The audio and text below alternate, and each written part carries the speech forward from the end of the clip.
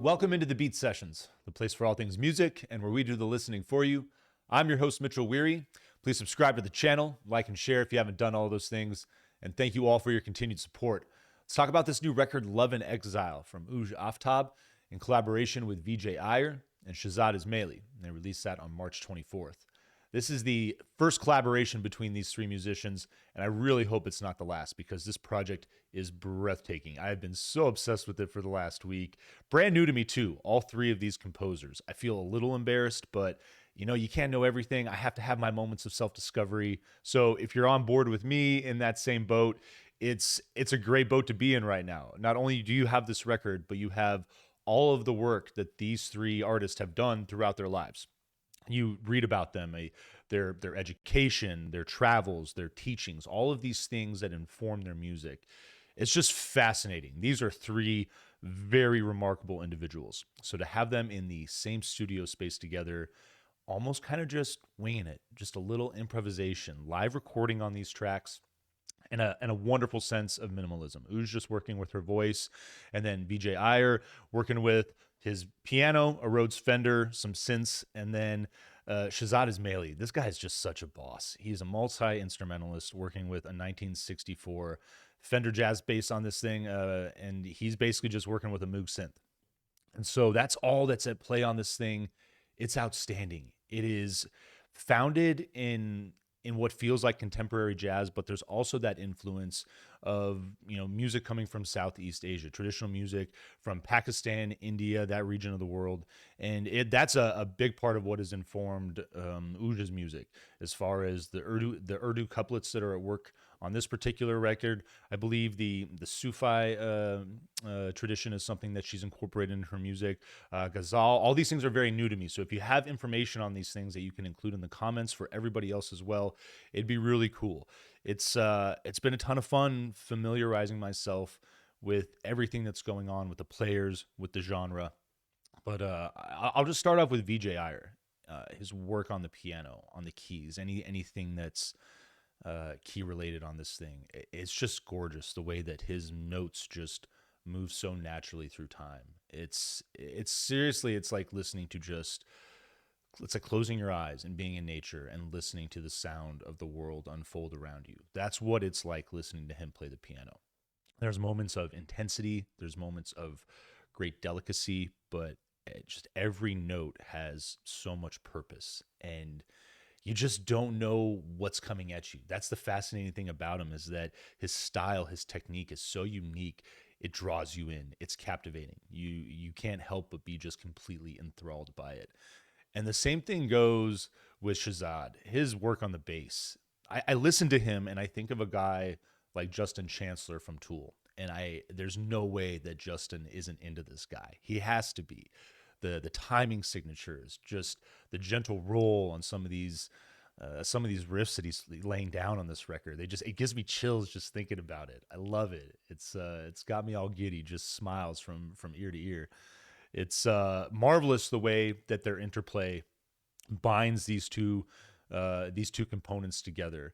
Whether they're working with their synths or pianos, the bass. But then you talk about the general sense of minimalism that's at work here. That's quite incredible. Really no percussion at all. And then Arooj working with these Urdu couplets that there might be a very minimal amount of written material as far as the lyrics, but what she's able to do with her voice, stretching out those words and giving them just so much more meaning than they already have by stretching them out and unfolding them with melody. It's the way that her voice is working with the interplay with Vijay and Shahzad. It makes this album incredibly brilliant. It's probably my favorite record of the year so far. I cannot say enough good things about this thing.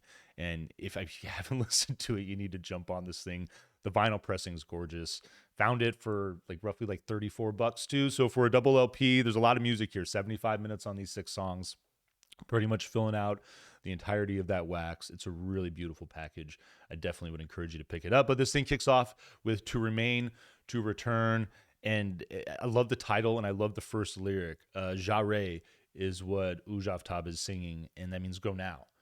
And so it's just, and the way that she stretches out that, it's so intense, and it's such a great way to kick this thing off.